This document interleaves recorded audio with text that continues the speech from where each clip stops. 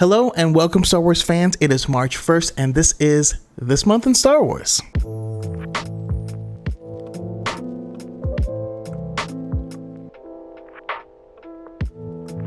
Today's March 1st, which means that the print edition of Mission to Disaster is coming out today.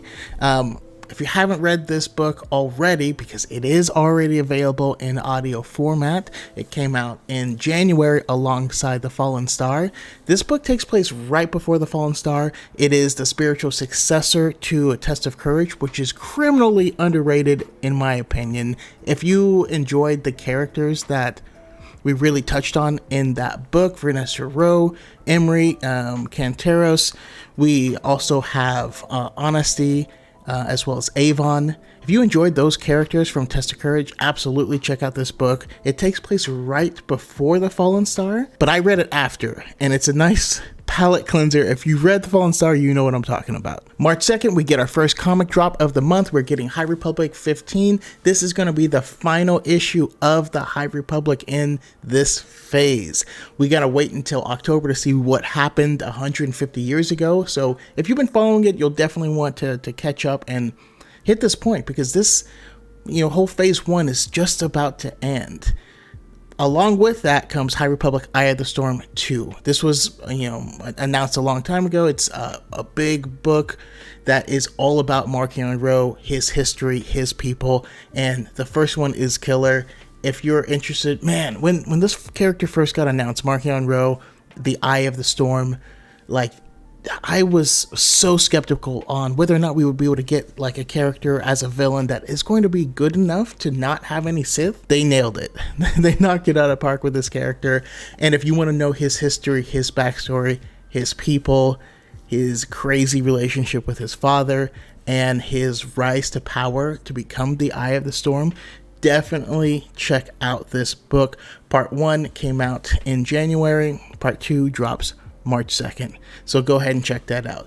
We also are going to round up this first comic drop with Star Wars 2020. This is going to be issue number 21. And if you read the last issue, it was also a big old warm nugget to people who are fans of the High Republic. But we're watching Luke really come to terms with who he is and following his path of becoming a Jedi. This takes place in between episodes 5 and 6, and he actually just visited a living Force of Virgins and was able to basically speak to Jedi of the past. Fascinating conversation, amazing comic, and I'm super excited to see where it goes. So yeah, that's Star Wars 21 for the 2020 run, also dropping March 2nd. Nothing major is coming out until the following week when we get the next comic book drop. This is going to be March 9th, and we get Han Solo and Chewbacca number 1. We don't know anything about this adventure. It was announced, I want to say 2 months ago, but a lot of people were talking about it. We're just going to get more Han Solo and Chewbacca just flying around the galaxy, having a blast, and that is our favorite, we have this amazing character and what amounts to his dog, Han Solo. Always respect Chewie. Chewie's the best. But the thing I'm most excited about is we get Crimson Reign 3. Now, Crimson Reign is really the follow-up to the War of the Bounty Hunters. And if you're interested in the character of Qi'ra from Solo, if you were really anticipating her showing up in the Book of Boba Fett, this is what is giving that fuel. This story.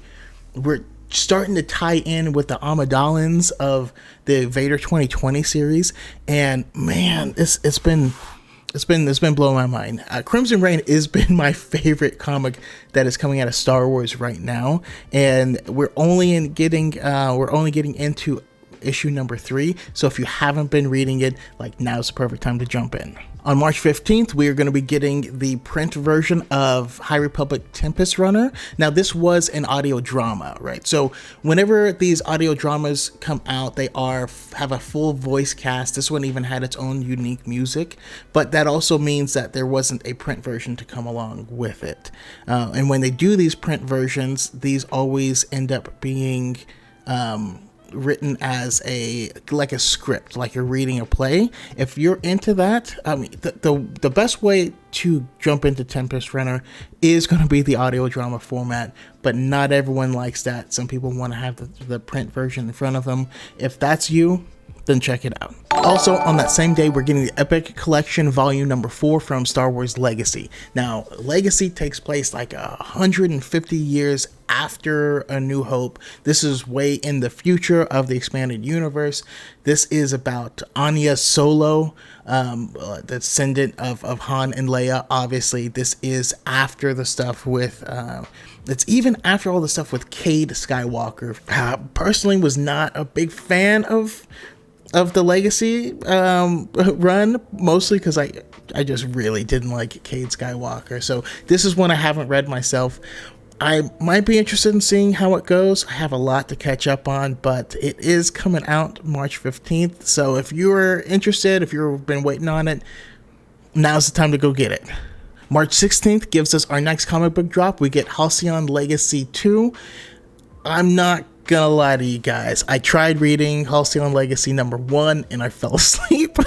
I don't think this was for me, but Halcyon Legacy, if you want a tie-in to the Disney hotel, this is absolutely check it out if you want.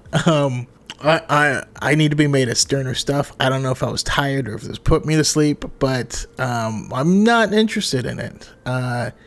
But if you would like to know more, if you're planning to go out to Florida to stay in the Galactic Star Cruiser, then this actually would be the comic for you, because I'm sure there's like Easter eggs that have been laid in here that you can really check out. March 23rd, we get the drop of Dr. Aphra, number 19, and Aphra has been... This story's been good. It hasn't been like my favorite, but this is very much giving, the correct Indiana Jones, Nathan Drake type vibes.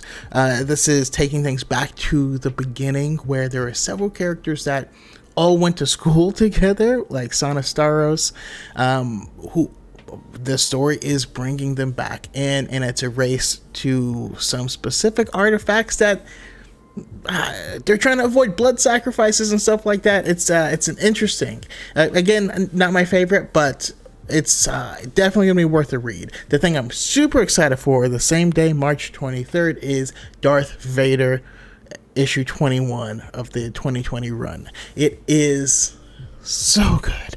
I haven't read it yet, but I don't want to spoil too much, but let me actually just tell you the title of this episode. It is Return of the Handmaiden. And if you've been following Vader 2020, you probably already know who it is. Yes, they are back. They mean business. They were visiting, Polis Massa. They've picked up Vader's old droid, and like things are popping off. This one is going to be amazing, and looks like they're trying to make me cry. Then we're gonna round out the month at March 30th with two more comics dropping. Star Wars issue 2022. Now, since the first issue is dropping, or since issue 21 is dropping earlier this month, tomorrow to be exact, I can't really give you any sort of a preview because I need to read tomorrow's first.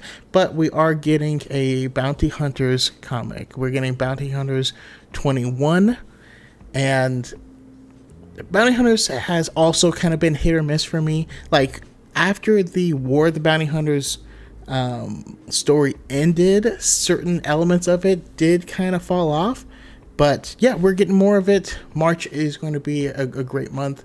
I'm super excited. And then just a quick preview for April. As soon as April starts, once we get to April 5th, that's when we're getting the Queen's Hope book dropping. And April 6th is when we're getting the 4th Crimson Reign book. So we are definitely going to be jumping into that. I'm going to be making reviews. I need to cover all of the things because I'm super excited. It's just a fantastic time to be a Star Wars fan, and I can't wait. If there's anything that you specifically want me to cover, let me know. Let me know here in the comments. I want to say thank you to all my supporters. I appreciate all you, and may the Force be with you always.